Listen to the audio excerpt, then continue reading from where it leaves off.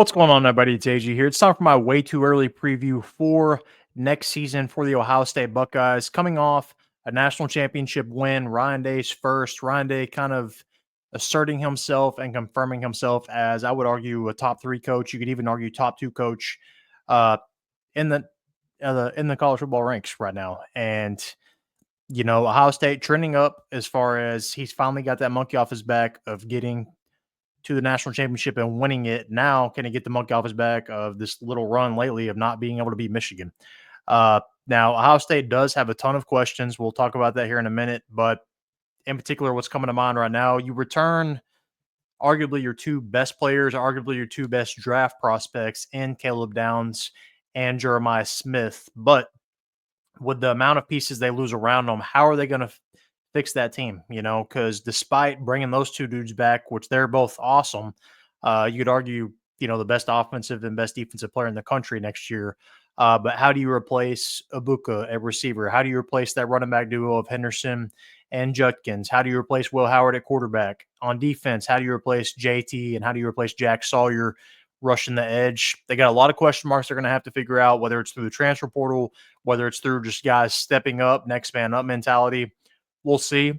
They also lose Chip Kelly to the NFL. As you can see here on your screen now, he's headed to the NFL to be the Raiders offensive coordinator. So does Ryan Day bring in another OC? Does he take back over the OC title? We'll see what happens there. But as far as this season, really good season. Looking at their schedule here, only losses to Oregon and Michigan. Oregon, if they would have only lost that game by one and beat Michigan, would have been an outstanding season.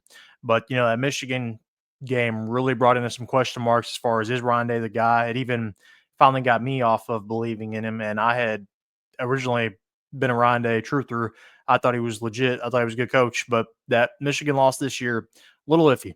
But rebounds, I'll take a national championship over a Michigan win any day of the week. So national championship, good job there. As far as next season schedule, we'll look at their transfer portal ranking and their recruiting rankings and their schedule here.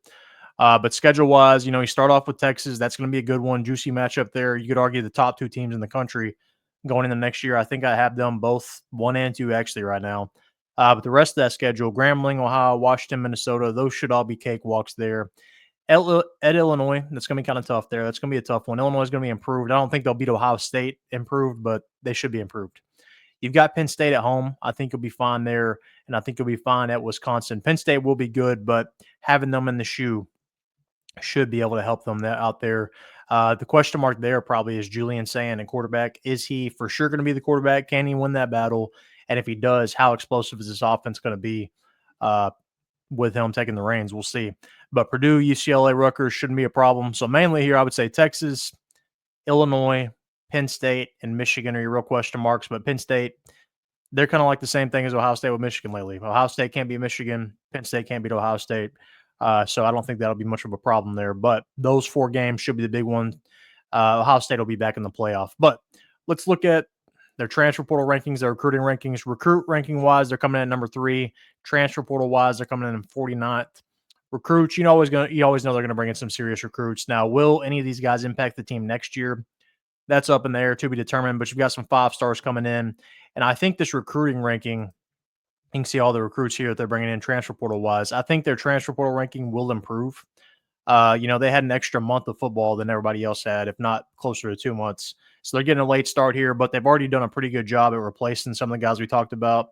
CJ Donaldson at running back coming in from West Virginia. He's a pretty good running back.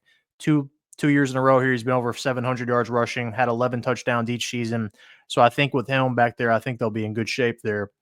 Got some linemen coming in, edge rusher to replace those guys we talked about earlier. This tight end, Max Clare, he had over 500 yards receiving this year. I think he's going to be in pretty good help for Julian Sayin to dump it down to, especially you've got Jeremiah Smith going deep. You've got him sitting underneath, should be able to help out there. But the main question marks for me, defensively, I think they're going to be fine. I think they'll find some DNs that can pass rush. But can you replace the backfield? That's the big question for me because having a good quarterback is key here. And Julian Sayin, he's been hyped up. He's been hyped up to be a good quarterback. Now, can he actually do it? Can he replicate what Will Howard did this year? We'll see. Can you find another receiver to kind of work underneath like Egbuka did for Jeremiah Smith going deep? Got somebody else underneath. But Other than that, though, I think they're in good shape. With Downs and Jeremiah Smith, that's certainly a good start.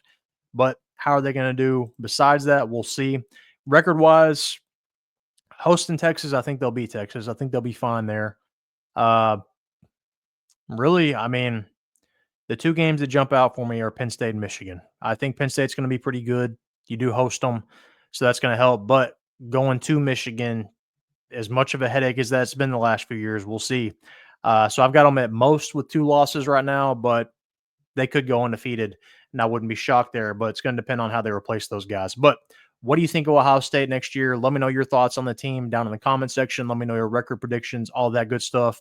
I'll add this to the playlist. I'll put a link at the end of the video. There's a playlist I've got working on that basically I'm adding previews for all the teams I'm doing for next season. So far, we've only got Texas and now Ohio State. But let me know your thoughts on Ohio State next year. Comment down below. Make sure to like this video and subscribe.